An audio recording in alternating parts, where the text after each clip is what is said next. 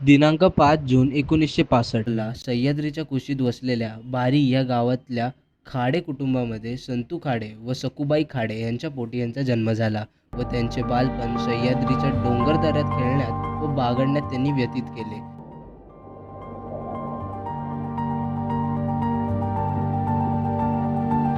त्यांचे 1ली ते 4थीचे शिक्षण बारी गावातल्या जिल्हा परिषद शाळेत झाले. आपल्या पुढील शिक्षणासाठी ते लहान वयातच घरापासून दूर मॉडर्न हायस्कूल अकोले इथे ते गेले व 5वी ते 10वीचं शिक्षण त्यांनी तिथेच पूर्ण केले.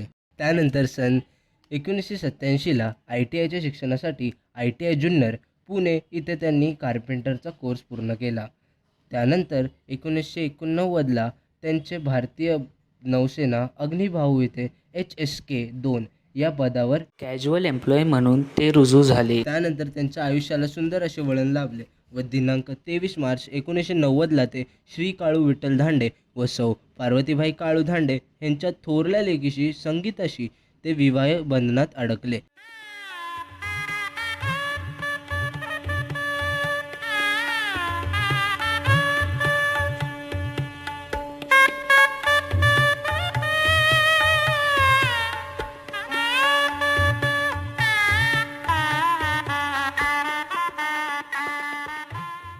व मुंब्रा इथे त्यांनी त्यांच्या वैवाहिक जीवनास सुरुवात केली.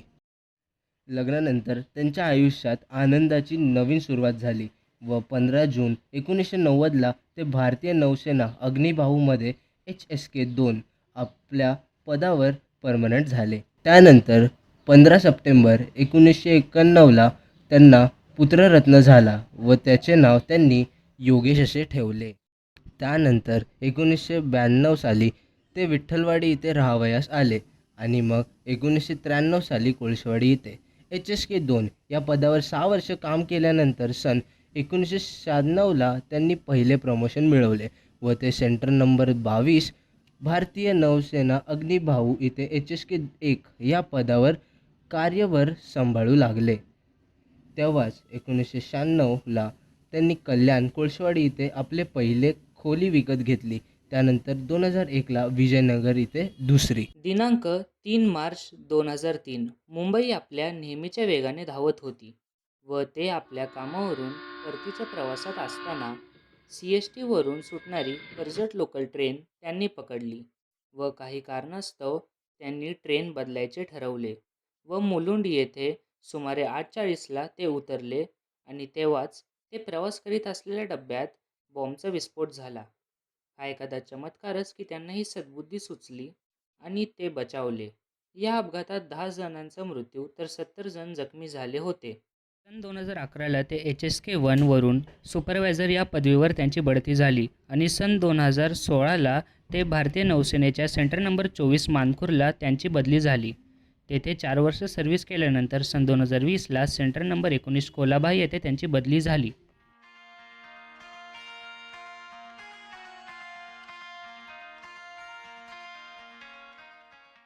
12 जुलै 2022ला आजारी असल्यासारखे वाटले, त्यामुळे त्यांनी आराम करण्याचा निर्णय घेतला व घरी थांबले. सायंकाळी दवाखान्यात नेल्यानंतर त्यांना अचानक पॅरालिसिसचा झटका आला व त्यातून ते सुखरूप बचावले. ट्रीटमेंटमुळे स्वतःची सगळी कामं पुन्हा करू शकले. अशा कठीण परिस्थितीतसुद्धा त्यांनी आपली सर्व्हिस चालू ठेवण्याचे निर्णय घेतले व त्यांच्या कामाजवळ एक छोटीशी खोली भाड्याने घेऊन त्यांनी सर्व्हिस चालू ठेवली. दरम्यान या काळात त्यांची साथ त्यांच्या पत्नींनी खूप दिली. त्यांना कामाला घेऊन जाणे, घरातील कामं करणे व त्यांची काळजी घेणे अशी सर्व कामे ते करीत होत्या. दिनांक 23 मे 2023ला त्यांनी आपली सेवा पुन्हा सुरू केली होती व 2 वर्ष काम केल्यानंतर 30 जून 2025ला ते आनंदाने सेवानिवृत्त झाले. फक्त तेच नव्हे तर त्यांच्यासोबत त्यांच्या पत्नी देखील आनंदाने सेवानिवृत्त झाल्या. आपण सर्वजण दोघांच्या पुढील जीवनासाठी शुभेच्छा देऊया व त्यांच्या आनंदात सहभागी होऊया.